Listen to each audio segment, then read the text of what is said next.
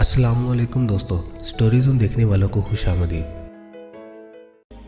हज़रत अब्दुल्ला बिन उमर रज़ियल्लाहु अन्हुमा से रवायत है कि हज़रत उमर बिन ख़त्ताब रज़ियल्लाहु अन्हु ने बाज़ार में रेशम का एक जोड़ा बराए फ़रोख्त देखा।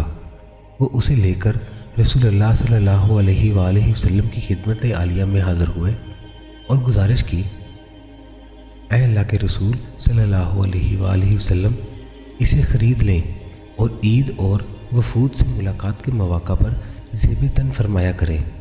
रसूलुल्लाह सल्लल्लाहु अलैहि वसल्लम ने फरमाया, ये रेशम तो उन लोगों का लिबास है जिनका आखिरत में कोई हिस्सा नहीं। या फरमाया, उसे तो वो लोग पहनते हैं जिनको आखिरत में कुछ नहीं मिलेगा। कुछ अरसा बाद रसूलुल्लाह सल्लल्लाहु अलैहि वसल्लम ने हज़रत उमर रज़ियल्लाहु अन्हु के पास रेशम का एक जुब्बा भेजा।